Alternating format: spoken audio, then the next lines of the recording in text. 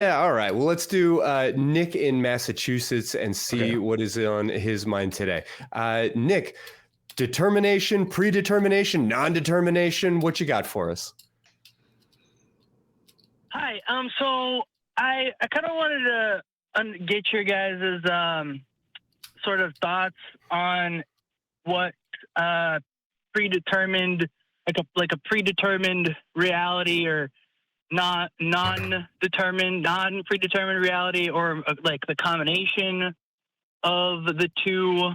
Like, what do you think we're living in, and what if like that has any bearing, or if it makes any claims, like if it has a consequence of like making a statement on whether there's a sentient God or not, or maybe like a prime non-sentient intelligence. Like Sure. Well, let me just jump in and say, yeah, I'll go ahead and start by saying that, whether this is all just causality, that is repercussions of the Big Bang and everything is predetermined, or whether there is actual random chance that's possible through quantum mechanics and our growing understanding of those things, I will admit it's hard for me to find any room for free will in either of those situations. And I definitely don't see any evidence for God in either perspective. Dan, what does any of this mean to you?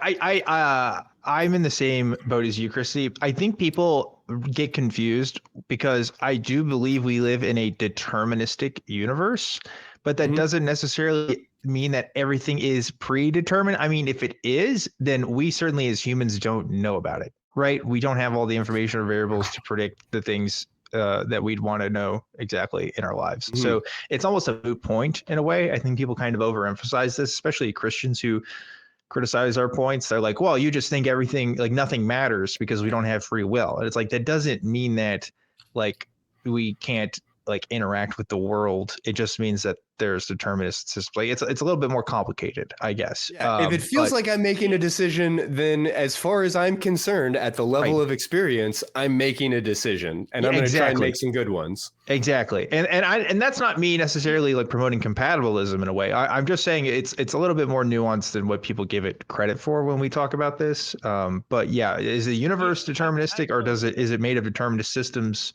Yeah, I think so. Yeah, like so the reason why I asked that is because like I feel like there's a comment, like it's both things that are happening. Like there's like 100. Let's say there's 100% will, because that by definition, just like will, like in terms of like there's like agentic will, and then there's non-agentic, like predetermined, just Big Bang force will.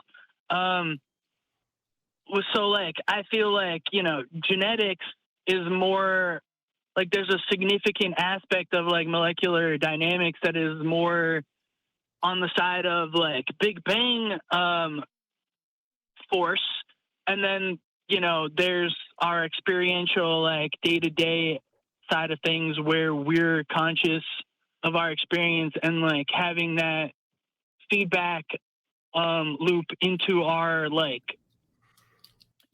continuous decision-making process.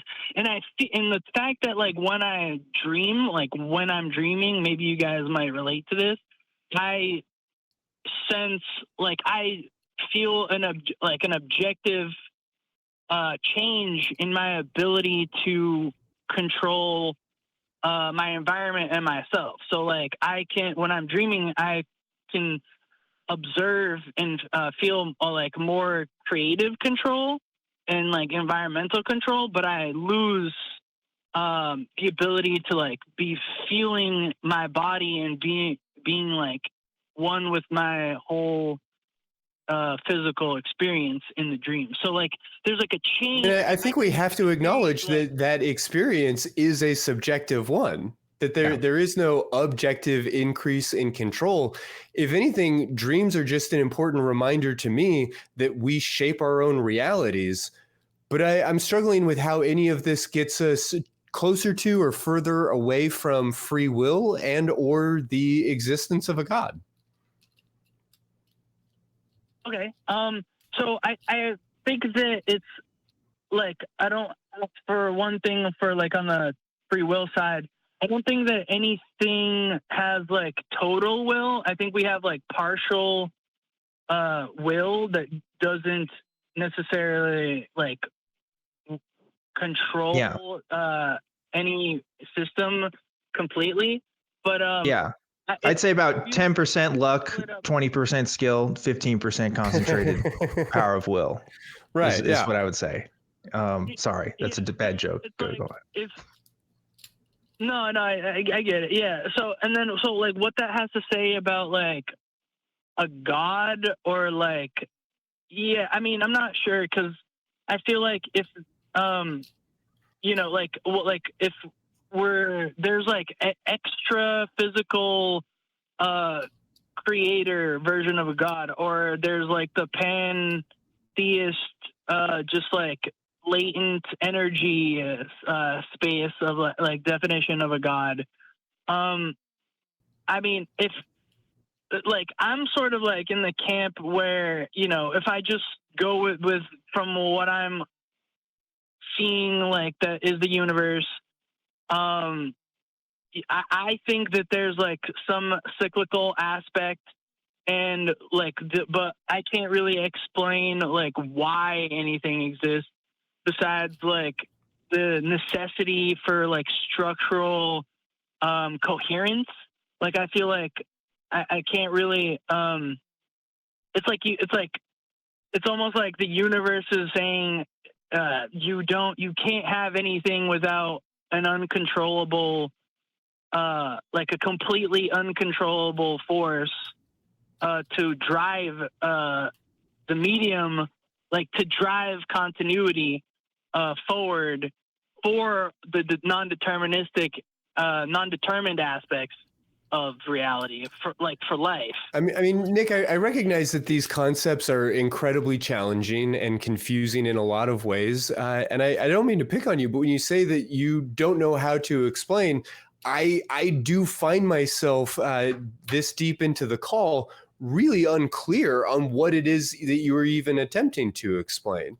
Can you help us a little bit? Because I know one aspect of this type of philosophy is just how tempting it is to get overwhelmed by it and to maybe feel this like existential dread, and then just kind of start grabbing things and shoving them together and putting the word quantum in front of it and like trying to use it to justify some sort of worldview without having wrapped our head around each of the individual concepts.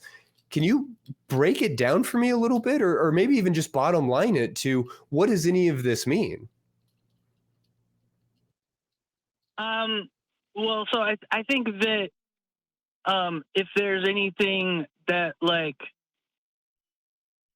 is pretty like if anything is going to say anything about whether or not like a god exists, I think that like the fact that there's a like dead at like non-agentic aspects of reality and then agentic ones, I feel like that if anything would give us a clue about like the origins of the universe and life. Yeah, if we could ever separate them out, though, right? Like, how do we know that we are being agentic in any meaningful way, or how that isn't just, again, another sequence of predetermined things? Like, did I take a sip of water because I wanted to, or did I take a sip of water because my throat was dry? What the hell is the difference? And where does any of that, like, if we could somehow separate these things out to, am I truly making a choice, or is the choice just predetermined by all of the other things that led up to that choice? Perhaps there could be some insight there into the choices that led to this universe existing. But I'm really struggling with like that idea that we could ever get there. Right.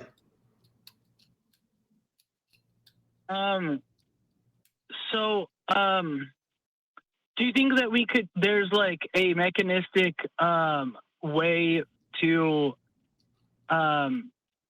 differentiate between like an agent and a non-agent? Not that I can understand, or not that I'm aware of. Dan?